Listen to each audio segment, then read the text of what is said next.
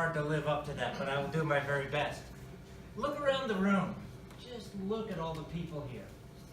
And the energy and the presence. When I first joined this club on March 1st, 1989, right in this room, different picture, there were 8 Toastmasters. The good news was, though, that the semi-annual dues were only $18. So for you all that are paying now, well, I should have joined then. It was a good deal. And $7 dues, $25, you're in. Things have moved on from there.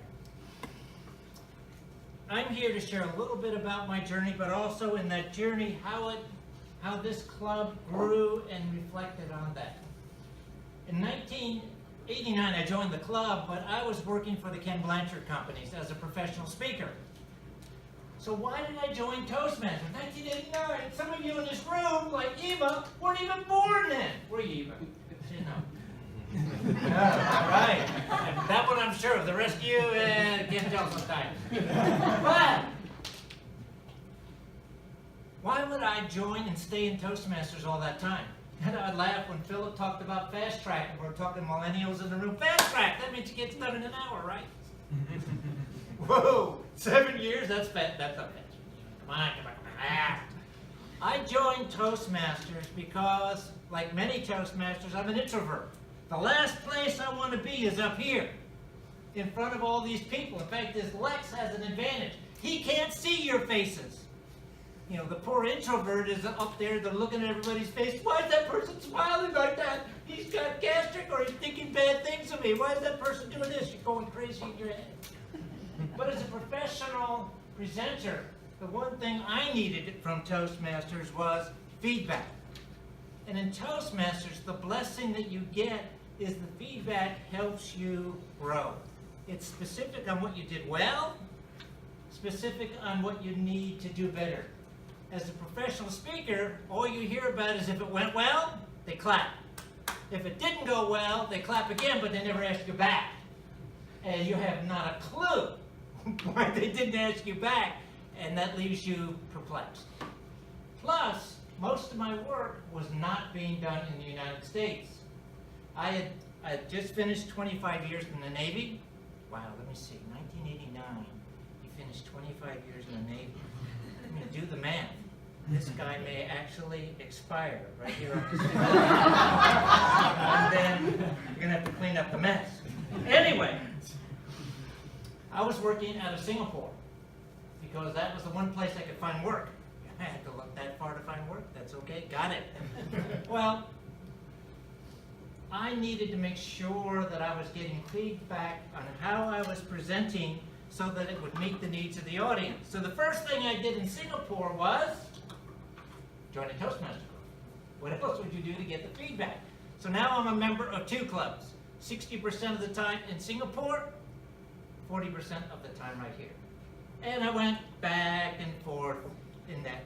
And while I was out in Asia working on this thing that helps us all grow feedback, I visited clubs in Malaysia, Hong Kong, Indonesia, Taiwan, India, Sri Lanka.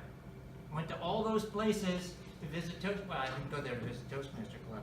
And fact is, when you take it to the other side and say, well, okay, how many people want to travel the world? Look at all the hands go up. Join Toastmasters, because there's clubs every place. You can make an excuse for going places. Well, the advantage that I get here is I get feedback on English presentation.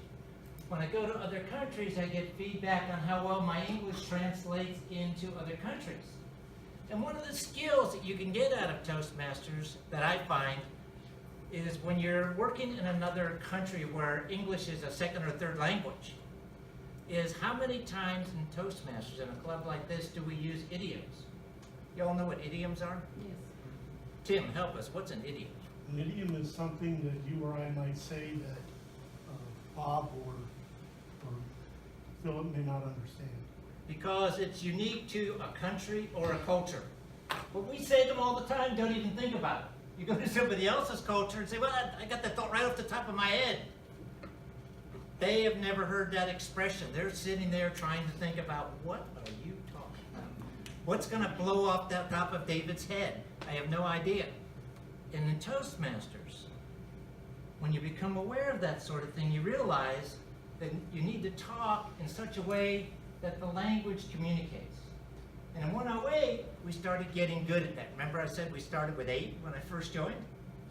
By the time we now fast forward up to 2005, I'd finished, 14, 15 years in Asia, and it was just about that time that my wife said it would be really nice if I came and spent some time at home. 25 years in the Navy, I was going for a year at a time. Now there's that 15 years he's gone.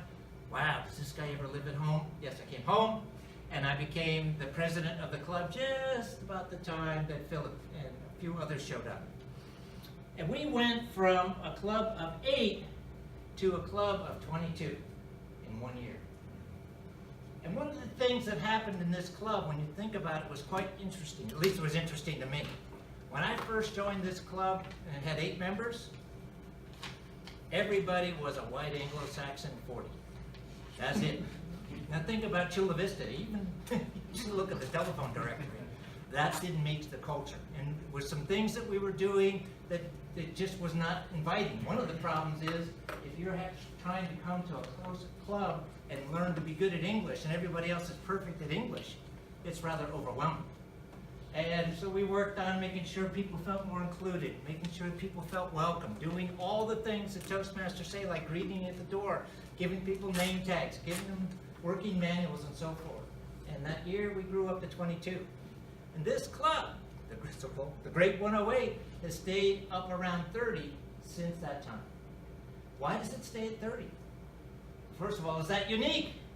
Anybody who's in district leadership knows there's about 150 clubs in District 5, which is San Diego County, and of that, there's only 6 that can write that kind of number. Only 6.